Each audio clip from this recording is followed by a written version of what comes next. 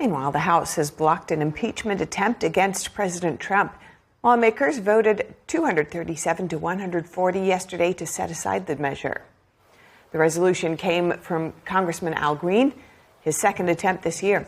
He accused Trump of threatening federal judges and denounced Trump's comments, criticizing members of Congress who called on service members to disobey what they called illegal orders.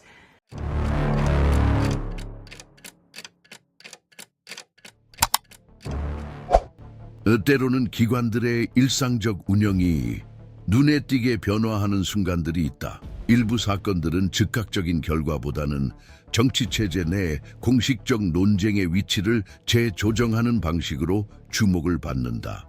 이번 사건이 바로 그런 경우다. 2025년 12월 14일 미국 하원 본회의장에서 충분히 이례적인 사건이 발생하여 즉시 하원의 일상적 운영에서 벗어난 것으로 인식되었다.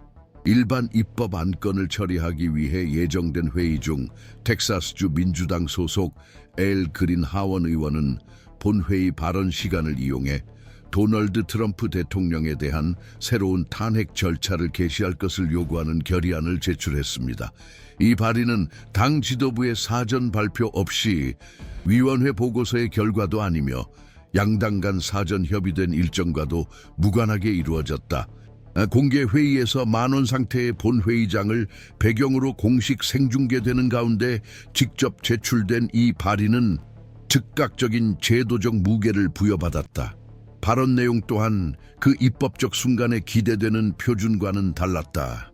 그린 의원은 자신의 발언을 대통령직의 헌법적 한계를 넘어섰다고 해석되는 대통령 행위의 체계적 설명으로 구성했다. 이를 통해 그녀는 지난 몇 달간 발생한 여러 사건들을 연결했는데 여기에는 행정부의 외교 정책 결정, 내부 감시 기관과의 갈등, 그리고 정치적 반대자들을 향한 대통령의 공개 발언 등이 포함되었다. 이 발표는 일반적인 정치적 논쟁에 그치지 않고 대통령 권한 행사를 규율하는 헌법 조항과 연방법을 인용하며 구체적인 법적 근거를 제시했다. 이러한 선택은 연설의 어조를 보다 공식적인 수준으로 전환시켜 제도적 기소장 수준에 가깝게 만들었다. 본회의장의 반응은 즉각적이었으며 이 순간에 비정상적인 성격을 드러냈다. 공화당 의원들은 예정된 일정을 중단하고 신속한 절차적 대응을 마련하는 한편 민주당 의원들은 의석에서 보다 눈에 띄게 반응하기 시작했다. 발언이 끝난 직후 공화당 지도부는 표결을 통한 보류 절차를 발동했다. 이는 안건이 위원회 심의나 장시간 토론으로 넘어가지 않도록 처리 절차를 종결시키는 의정 절차다. 같은 회의 중 이 절차를 사용한 것은 해당 결의안이 더 오래 입법 절차에 머물 경우 상당한 정치적 파장을 일으킬 수 있다는 인식을 반영한 것이다. 그러나 공식적으로 보류되기 전 해당 안건은 예비 투표에 붙여졌다. 이때 140명의 민주당 의원이 결의안 진행을 지지하는 표를 던졌다. 공화당이 하원을 장악한 상황에서 이 숫자는 최종 결과를 바꾸기에는 부족했지만 이 표결 기록은 하원의 공식 회의록에 남게 되었다. 이는 객관적이고 검증 가능한 사실로 이 사건을 단순한 개인적 표명 이상의 것으로 만들었다. 상당한 지지는 이 발의가 고립된 입장이 아니라 의회의 두 주요 정당 중 하나 내에서 상당한 반향을 일으켰음을 시사했다. 이 사건의 영향은 그 특정 표결에서 결정된 내용에 국한되지 않았다. 이 결의안 제출은 다른 병행 사건들로 이미 긴장된 제도적 맥락에서 이루어졌다. 그 전날 대통령 선거 캠페인의 주요 후원자가 공개적으로 대통령을 부통령 J.D. 벤스로 교체할 것을 옹호하고 새로운 정당 창당 가능성을 시사하는 발언을 함으로써 정치적 불안정 요소가 추가로 도입된 상태였다. 이러한 발언들은 하원에서 제출된 발의안과 공식적인 연관성은 없었지만 시기가 겹치면서 정치 체제가 이례적인 재편 과정을 겪고 있다는 인식을 확대시켰다. 또한 그린의 연설은 의회 밖에서 법적 논쟁의 대상이 되어 온 행정부의 최근 결정들을 언급했는데 여기에는 명시적인 입법 승인 없이 군사력을 사용한 사례와 투명성 의무와 관련된 분쟁 등이 포함되었다. 이러한 주제들을 본회의에 상정함으로써 의원은 이를 입법부의 공식 기록에 포함시켜 진행 중인 논쟁을 의회가 공식적으로 인정하는 사안으로 전환시켰다. 이러한 움직임은 해당 사건의 즉각적인 효과 이상의 문서적 성격을 부여했는데 이러한 유형의 연설과 표결은 향후 연구자, 법조인 및 의원들 스스로가 활용할 제도적 기록의 일부가 되기 때문이다. 회의가 끝난 후 결의안은 보류되었고 입법 일정은 재개되었다. 특별위원회는 구성되지 않았고 탄핵 일정은 승인되지 않았으며 자동적인 절차적 결과도 따르지 않았다. 그럼에도 이 사건은 그 달 정치 일정의 이례적인 사건으로 남았다. 이미 알려진 세력 구도에 따른 결말 때문이 아니라 분산된 일련의 제도적 긴장들이 단 하루, 단일 공간인 하원 본회의장 한가운데로 수렴된 방식 때문이었다. 이 움직임의 더 넓은 의미는 당시 아직 명확하지 않았지만 그 발생 자체는 대통령 책임에 대한 논의가 추상적인 영역을 넘어 다시 한번 제도적 공식 영역으로 진입했음을 시사했다. 이 시점부터 해당 사건은 단순히 노련한 의원의 단독 행동이 아닌 지난 몇 달간 형성되어 온 보다 광범위한 제도적 수렴의 일부로 해석되기 시작했다. 이 조치가 즉각적인 주목을 받은 이유를 이해하려면 하원의 규정적 메커니즘과 미국 정치 체제에서 탄핵이라는 수단의 사용을 형성해온 역사적 선례들 속에서 이를 위치시켜야 한다. 절차적 효력이 없는 비난 결의안이나 연설과 달리 탄핵 결의안의 공식 제출은 즉각적인 성공 여부와 무관하게 일련의 제도적 기록을 생성한다. 심지어 기각되더라도 이는 공식적 입장, 명부 투표, 법적 근거를 확립하여 의회 문서 기록의 일부가 된다. 이러한 맥락에서 엘 그린이 수행한 역할은 추가적인 의미를 지닌다. 그린은 이러한 유형의 움직임에서 일시적인 참여자가 아니다. 2017년부터 그는 하원 본회의장을 특정 대통령 행위가 정치적 의견 차원을 넘어 헌법적 책임 영역에 진입했다고 주장하는 장으로 활용해왔다. 수년간 그의 결의안은 민주당 내에서도 제한된 지지를 받으며 체계적으로 부결되거나 보류되었다. 2025년 12월 사건이 다른 점은 보류 전 기록된 지지율로 민주당 의원들이 공개적으로 이런 입장을 취하려는 내부 기류 변화가 있음을 시사한다. 결의안 추진에 찬성하는 140명의 의원이 참여한 표결은 대통령의 임기 유지에 즉각적인 영향을 미치지는 않았지만 중요한 정치적 지표 역할을 했다. 절차상으로는 의원들이 명단상으로 입장을 표명하도록 강요했으며 공화당 지도부는 신속히 보류 절차를 활용해 이를 회피하려 했다.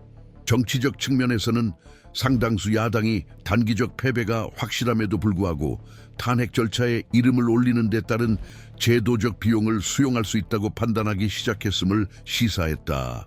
이러한 계산의 변화는 해당 사건이 단순한 수사 이상으로 해석된 이유를 설명해준다. 이러한 수렴은 본회의장 밖에서 점차 확대되던 법적 논쟁과도 연결된다.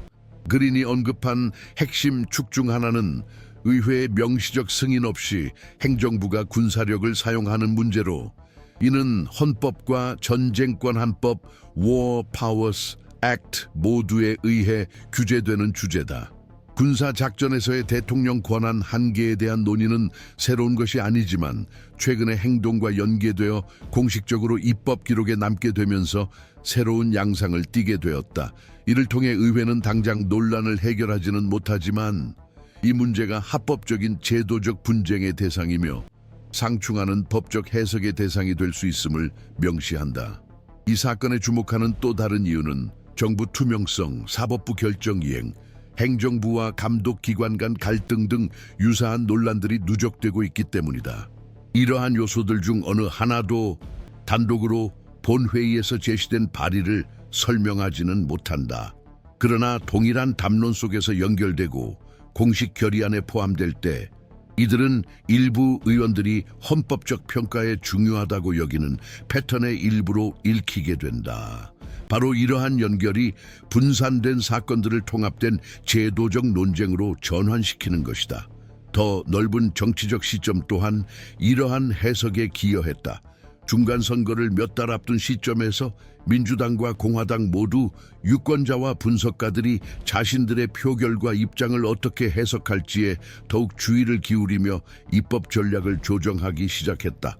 이러한 상황에서 탄핵 결의안 추진을 지지할지 여부의 결정은 단순한 절차적 선택을 넘어 선거적, 역사적 함의를 지니게 되었다.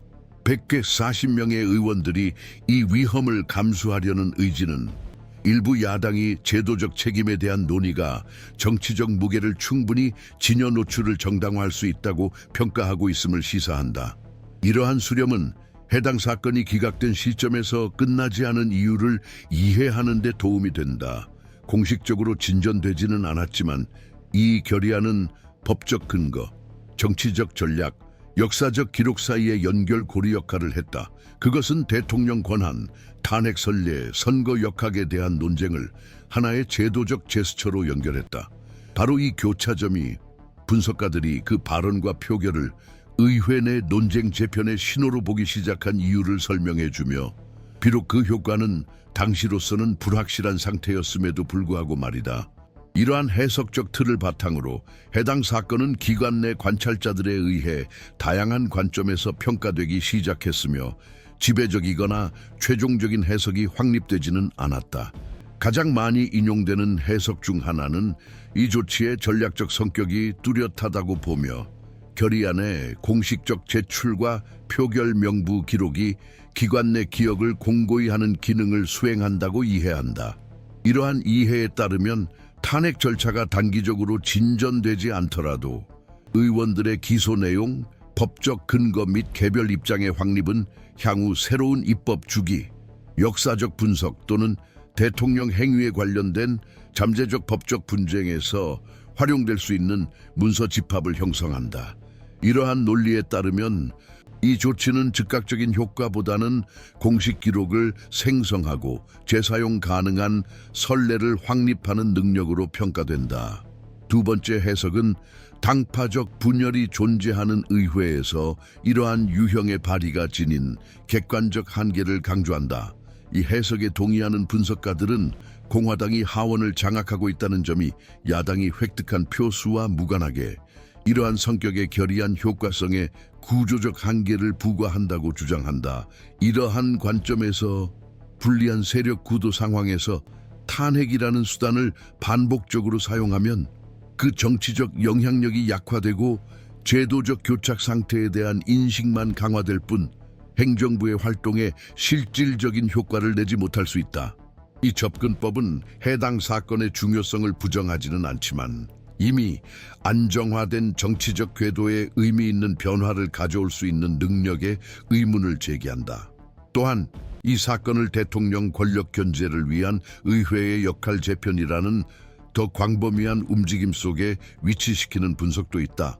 이러한 관점에서 알그린 의원이 제안한 발의는 공식 조사나 공청회 같은 다른 수단이 절차적 장애나 정치적 저항에 부딪히는 상황에서 전통적인 입법 감시 메커니즘을 재가동하려는 시도로 이해되어야 한다. 이러한 맥락에서 탄핵은 더 이상 최종 목표로만 간주되지 않고 특정 행위를 지속적인 공적 감시 아래 유지하기 위한 제도적 압박 수단으로 기능한다. 그러나 이 전략의 성공 여부는 사법부의 결정, 추가적인 폭로 가능성, 다른 정치 행위자들의 장기적 논쟁 지속 의지 등 해당 사건 외부의 요인에 달려 있다. 이 사건의 가능한 결과들도 조건부적이고 전망적인 방식으로 다루어진다. 일부 분석가들은 140표의 찬성 기록이 입법부의 향후 행동에 영향을 미칠 수 있다고 지적한다. 즉, 행정부에 대한 헌법적 의문이 즉각적인 진전 기대가 없더라도 합법적인 정치적 논쟁의 일부라는 인식을 정착시킬 수 있다는 것이다. 반면 다른 이들은 이 조치가 기존 양극화 경향을 심화시켜 행정부와 의회 내 지지층 모두의 방어적 반응을 촉발할 수 있으며 이는 다른 입법 의제에서의 협상 여지를 제한할 수 있다고 경고한다.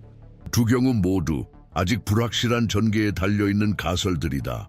도널드 트럼프 대통령의 사건 이후 행보 역시 다양한 방식으로 해석되고 있다.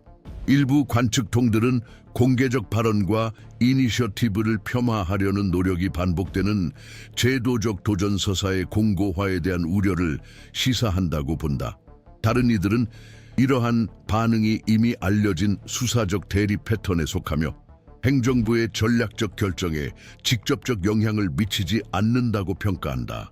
현재로서는 어느 해석이 더 타당할지 혹은 양측 해석이 실질적 영향 없이 공존할지 판단할 만한 충분한 근거가 부족하다. 따라서 현재 형성되고 있는 시나리오는 여전히 열려 있다. 2025년 12월에 발생한 사건은 의회의 권력 균형을 즉각적으로 바꾸지도 않았고 자동적인 절차적 결과를 초래하지도 않았다. 그 의미는 내려진 결정 자체보다 제도적 논쟁 속에서 제기된 요소들에 더 크게 달려있는 것으로 보인다. 논쟁 중인 해석들은 심하게 양극화된 정치 체제에서 탄핵의 역할, 입법 행위의 한계, 대통령 책임 메커니즘에 대한 상이한 관점을 반영한다. 이 움직임의 장기적 영향은 향후 결정, 진행 중인 다른 절차의 전개, 그리고 의회, 사법부, 행정부가 이러한 공식 기록과 제도적 의문들에 어떻게 대응할지에 달려있다.